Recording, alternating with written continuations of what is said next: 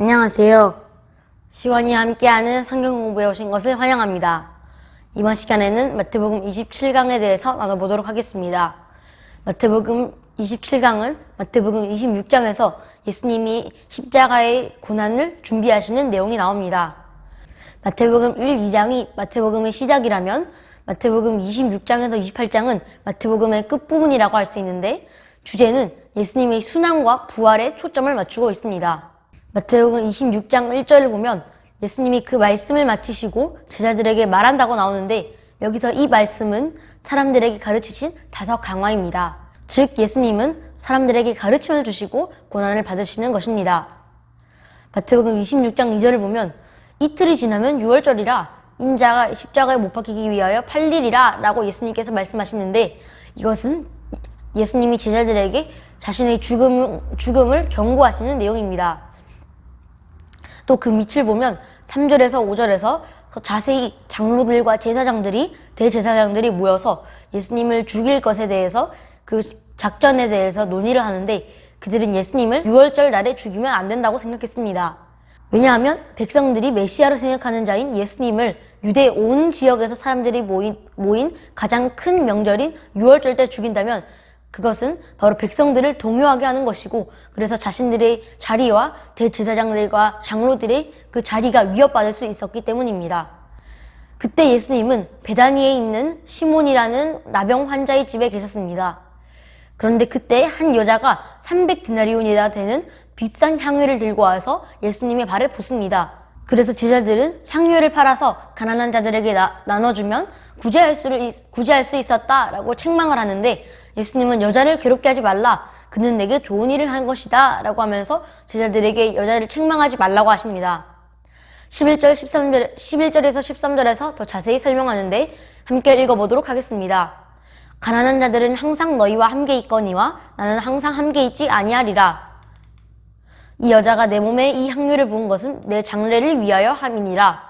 내가 진실로 너희에게 이르노니 온 천하에 어디서든지 이 복음이 전파되는 곳에서는 이 여자가 행한 일도 말하여 그를 기억하리라 하시니라. 11절에서 예수님이 하신 말씀은 절대로 예수님이 가난한 자들을 업신여기거나 무시한다고 생각하면 안 됩니다. 예수님의 말씀은 나는 이틀 후면 죽는다, 그래서 이 여인이 내 장례를 기념하는 것이다 라고 하는 것입니다. 또 예수님은 곧 죽으시기 때문에 이 순간은 가난한 자들을 돌보는 것이 아니라 곧 있으면 떠나실 예수님과 함께 있어야 합니다. 또 예수님은 이 여자의 행동을 보고 내 장례를 준비했다라고 하시면서 복음이 전파되는 곳에서는 이 여자의 행동이 기억될 것이다 라고 말씀하십니다. 여기서 기억되는 것은 그 여자의 이름이 아니라 바로 그 여자가 예수님을 장례를 준비한 행동입니다. 우리는 예수님이 어떤 점에서 이 여자의 행위를 가치 있게 생각했는지 생각해 볼 필요가 있습니다. 당시 랍비 정통에서는, 유대 전통에서는 죽은 자를 매장하거나 자신들이 죽은 친척이나 또는 죽은 형제나 부모님을 장사 지내는 일이 가장 가치 있는 일이었고 가장 중요한 일이었습니다. 우리가 8장 21절 22절에서 봤듯이 어떤 제자는 자신의 아버지를 매장하는 일을 가장 가치 있게 여겼던 것처럼, 많은 유대인들은 자신들의 부모나 아니면 자신들의 형제를 매장하는 일을 가장 중요하게 생각했을 것입니다. 그래서 예수님은 이 여자가 다른 어떤 것보다도 자신을 장례를 치르는 것을 가장 중요하게 생각했기 때문에 자신을 최고의 가치로 생각했다라고 하시면서 이 여자를 칭찬하십니다. 본문에서 이 여자가 예수님이 죽으실 줄 알았는지 몰랐는지, 또는 이 여자의 이름이나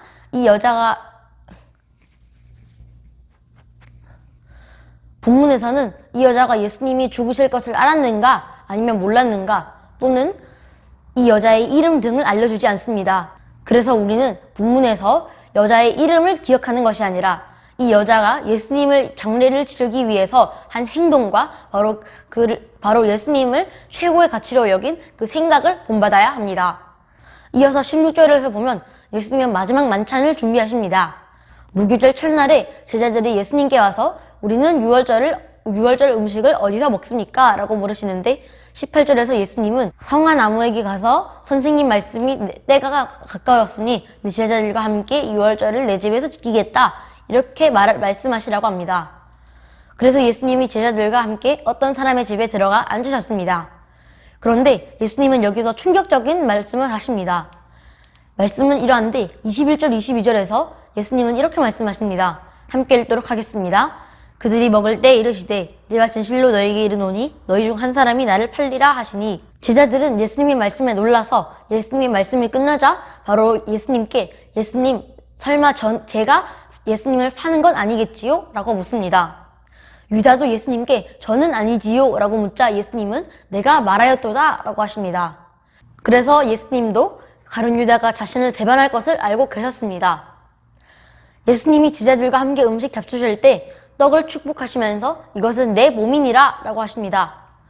예수님이 오병이어 사건에서도 떡을 축사하시고 나눠주셨지만 지금은 유월절 기간이고 예수님은 이 떡을 축사하시면서 이 떡은 내 몸이다 라고 말씀하십니다. 예수님은 이어서 포도주가 자신의 피라고도 말씀하시는데 예수님께서 이 빵과 포도주가 자신의 몸과 피라고 말씀하셨기 때문에 어떤 사람들은 빵과 포도주를 신성화하고 이 말씀을 그대로 받아들여서 빵과 포도주 자체가 거룩하다라고 생각하지만 빵과 포도주는 예수님의 피와 몸을 상징하는 것이지 빵과 포도주를 신성하게 여기고 거룩하게 여기면 안 됩니다. 예수님은 제자들에게 떡과 포도주를 나눠주셨는데 여기서 이 떡과 포도주는 바로 레위기 24장 8절과 출애굽기 24장 8절을 반영한 말씀이라고 할 수 있습니다. 레위기 24장 8절과 출애굽기 24장 8절에서는 이 포도주와 떡이 영원한 언약이라 라고 말합니다. 그래서 예수님은 이 포도주와 떡을 제자들에게 나눠주시면서 제자들에게 이 언약을 기억하라 라고 말씀하십니다. 스가랴서 9장 11절을 보면 언약의 피로 말미암아 갇힌 자들을 구덩이에서 구원하였다 라고 말합니다. 출애굽기 24장 8절과 스가랴서 9장 11절은 여기서 나온 언약의 피는 바로 우리 예수님께서 십자가에서 죽으심으로 말미암아 구덩이에 갇혀 있었던 어둠 안에 갇혀 있었던 우리를 예수님께서 구원하셨다고 볼 수 있습니다.